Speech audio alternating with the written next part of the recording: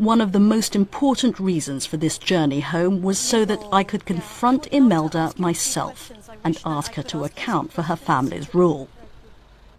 After weeks of refusing us an interview, we decided to ambush her at Congress to find out why she hasn't apologized and, in fact, defends her husband's record. How would you like to mark your husband's rule? I think it was the greatest. It was really anchored when Marcos became president. We had no freedom, sovereignty, justice, democracy. In the end, she let us into her office for what we thought would be just a few minutes of interview time. But she kept us there for an hour and a half. And this is the story of the Marcoses. Use power for peace. Yes. Use beauty for love. Peace and love together is infinity.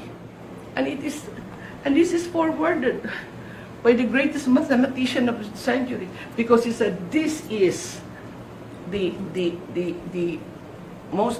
this is mathematically perfect, this ideology and theology.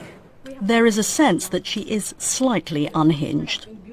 But I still needed to ask her why she persecuted my family and so many others during martial law.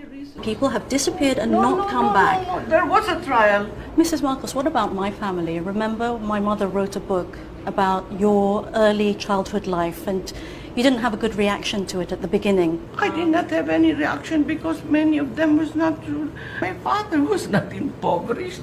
My father was a doctor of laws. Look at me. I'm one person who... I'm looking at you. Don't worry. I had one person, I am one person whose life was changed as a result of the martial law because my mother dared to write a book about you personally. Perhaps I am even representative of many people who would like to talk to you, to say, recognize what really happened to us. But after you have written that, did I ever confront you or your mother? Never. Never. After that was written, so many books have been said about me, written about me. Did I confront anybody or slap their faces or kick them or kill them? No. There is divine justice.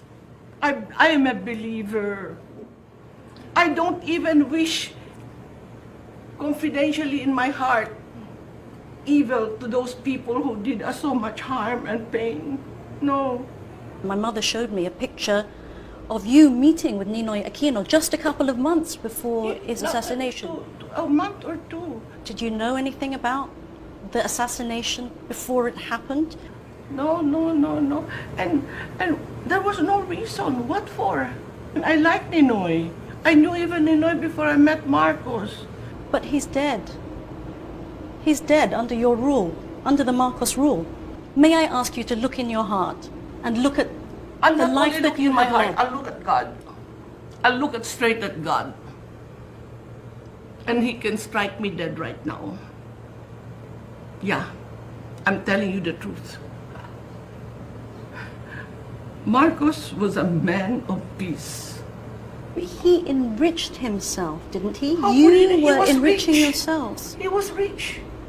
He was rich when he and I got married. In fact, before he became president, he was number 4. And you can see that in an interview in the Reader's Digest. He was number 4 in the payment of taxes. But Mrs. Marcos, isn't it true that $10 billion of the Philippine treasury money went missing? That's not true. That's not true. Because then I should have been in jail already. I'll show you the documents. Where is the money, though, madam? It's okay. You don't need to show. But we have not stolen any money. We were the one who were very... One moment. We expected to see some sort of evidence of her innocence. Instead, Imelda showed us volumes filled with nostalgic mementos of her glory days. This one says Libya. This is Libya. This is with the 29 countries of the world. And this is the Islamic Conference. And this is you with Saddam Hussein. With Saddam. So, and if you saw the documentary they did, Imelda Marcos conquers Iraq. But there weren't any pages about her humiliating escape to exile, driven out by the fury of the Philippine people. Ferdinand Marcos died in exile. His remains are now preserved in a mausoleum in his home province of Ilocos Norte, where he's considered a hero. When you go to Ilocos and you see your husband there, what do you think of? What goes through your head? Every time I go there, I thank the Lord. Lord, thank you for giving me the privilege of being by the side of a man touched by God. When they asked me, and I was truthful about it, if you had something on your tombstone, he said, what would it be? I said, here lies love.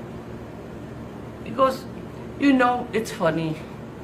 It's wonderful to be loved, but it is more wonderful to have someone to love. And if you have love, you can conquer everything. There's worse to come. The gun is... As for Imelda and me, she'd rather we part without any bitterness and set her eccentric charm on at full blast. Let us save the world. The Muslims are nice people. They are great. Even arithmetic, so many things were started by them. And more than that, Islam is peace. Thank you. Please, Thank you. And we had no intention of imprisoning you or what. Believe you me, God knows this. God knows. Thank you. God bless you. Thank you. Thank you.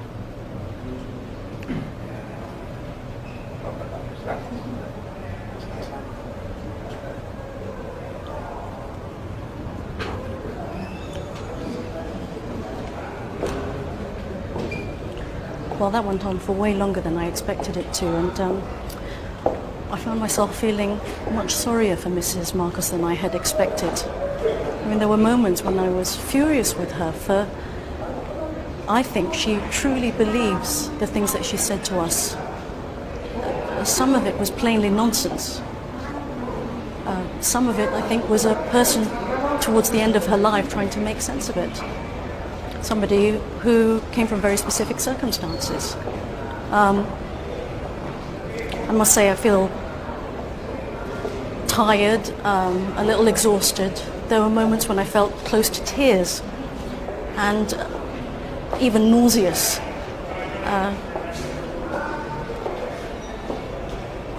Strange.